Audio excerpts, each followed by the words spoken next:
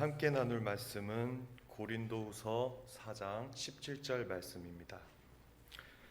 신약 290페이지에 있습니다. 고린도후서 4장 17절 말씀을 제가 봉독하겠습니다.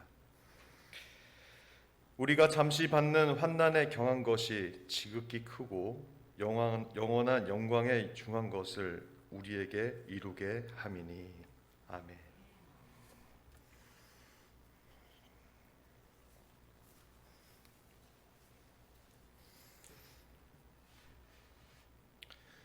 하나님 우리 아버지와 주 예수 그리스도로부터 오는 은혜와 평강이 모두에게 함께 하시길 소망합니다. 우리의 모든 것은 하나님의 목적이 담겨져 깃들어져 있습니다. 그래서 하나님은 자녀들의 성품을 만들어 가시기 위해 상황이라는 것을 이용하십니다. 우리를 그리스도 예수님과 같이 닮아가게 만들기 위해 성경보다 상황이라는 것을 더 많이 사용하십니다. 왜냐하면 우리의 24시간의 삶은 그 상황이라는 것에, 현실이라는 것에 속해 있기 때문입니다. 그러하기에 요한복음 13장 33절에 이 세상에 살 때 많은 문제들을 만날 것이라고 예수님께서는 말씀을 하셨습니다. 사람은 누구나 고통에 대한 면역성은 없고 또 이 고통이 우리와 분리될 수도 없습니다. 한마디로 고통은 우리와 뗄래야 뗄 수가 없습니다. 순탄한 삶은 영원할 수 없으며 문제는 삶 가운데 계속해서 나타납니다. 그러나 너무 좌절하지 마시길 바랍니다. 이러한 문제는 하나님이 우리에게 가까이 오시기 위한 방법 중에 하나입니다. 우리가 하나님과 친밀하고 깊은 관계를 갖는 것은 문제에 직면했을 때 그때이기 때문입니다.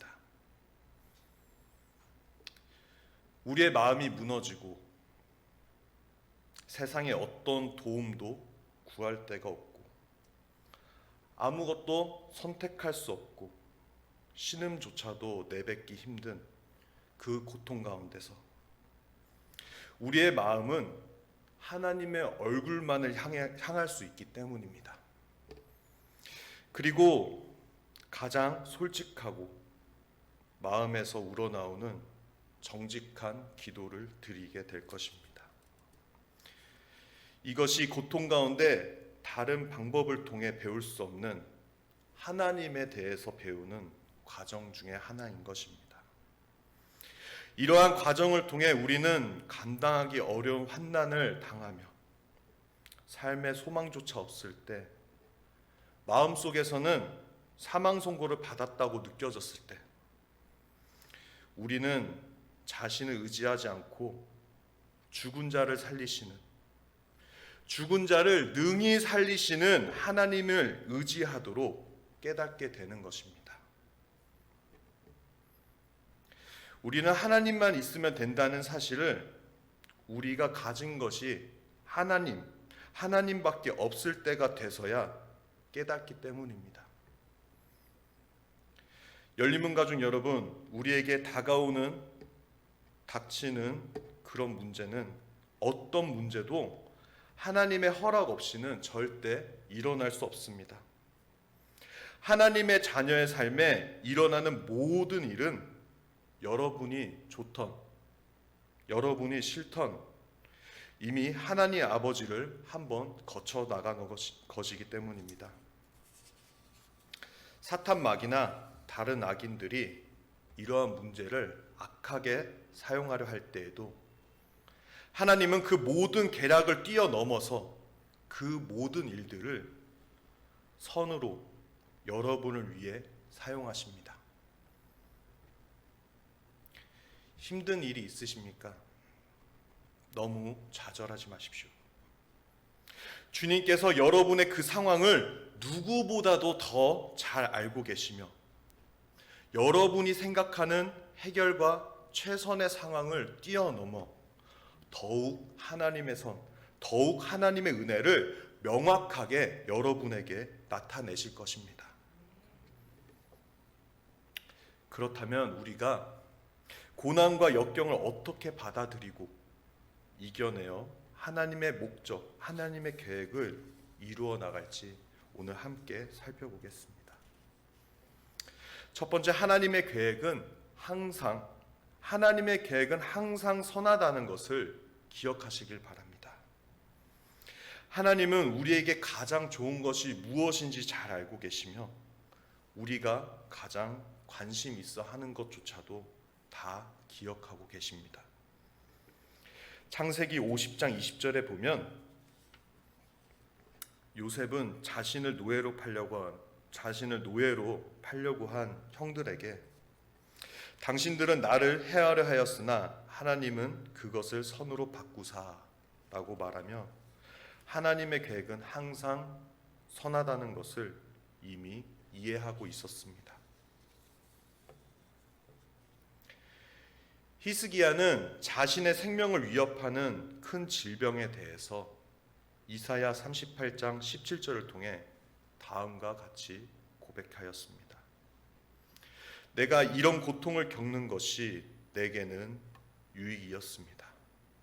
여호와께서 나를 사랑하심으로 나를 죽음의 구덩이에서 건지시고 내 죄를 주께 멀리 던져 버리셨습니다. 아멘. 우리가 어떤 문제, 고통에서 벗어나기 위해서 하나님께 아뢰지만 거절당했다고 느낄 때 우리는 방금 읽었던 말씀과 함께 다음의 말씀을 기억하며 견뎌내시길 소망합니다. 제가 읽어드리겠습니다. 하나님은 우리의 유익을 위하여 그의 거룩하심에 참여케 하시니라. 히브리서 12장 10절 말씀입니다. 두 번째로 기쁨으로 하나님께 감사를 드립니다. 열린문 가족 여러분, 범사에 감사하라, 이런 말씀은 많이 듣고 또 많이 고백을 하셨을 거라 생각합니다. 고난과 문제 가운데 우리는 이것을 어떻게 실천해야 될지, 어떻게 감사해야 될지 참 의문이 갑니다. 그러나 하나님께서는 모든 상황에 대해서 감사하라고 말씀하신 것이 아닙니다. 하나님 아버지께서는 불의, 죄, 고통, 이 세상의 고통스러운 결과들에 대해서 감사하라고 우리에게 요구하지 않습니다. 그러나 고통과 문제를 사용하셔서 거룩하신 하나님의 목표를 성취한다는 그 사실에 감사하라고 말씀하시는 것입니다. 그래서 주 안에서 항상 기뻐하라고 말씀하시며 우리는 이것을 믿음으로 바라보며 어떤 일이 일어나든 우리는 하나님의 사랑, 하나님의 돌보심, 하나님의 지혜, 그리고 하나님의 신실하심에 기뻐하며 고난과 고통 가운데 하나님의 그 신실함에 대한 소망의 끈을 놓지 않을 수가 있는 것입니다. 고통 가운데 몸부림치고 있는 분이 있습니까? 낙담과 좌절만 넘치십니까? 그럼에도 불구하고 그리스도 예수님을 바라보며 그분의 손길을 소망하시길 바랍니다. 우리의 고통 속에서도 예수님은 함께하고 계시고 하나님은 우리가 홀로 어려움을 겪지 않도록 성령님을 통해 우리를 떠나지 않고 항상 함께하고 계십니다. 세 번째로 포기할 수는 없습니다. 야고보서 1장 3절에서 4절의 말씀을 제가 읽어드리겠습니다. 이는 너희 믿음의 시련이 인내를 만들어내는 줄 너희가 알미라. 인내를 온전히 이루라. 이는 너희로 온전하고 구비하여 조금도 부족함이 없게 하려 함이라. 아멘. 우리가 삶에서 단지 어려움을 피하거나 어려움에서 벗어나는데 그 에너지를 집중해서 사용한다고 하면 우리는 그 과정을 우회하고 또 성장을 지연시키고 결국 더 심한 고통을 안게 될 수도 있습니다. 또한 부정과 회피에 따르는 아무런 쓸모도 없는 추가적인 고통마저도 겪을 수가 있습니다. 우리의 신앙이, 우리의 인격의 격이 조금이라도 성숙해져 간다면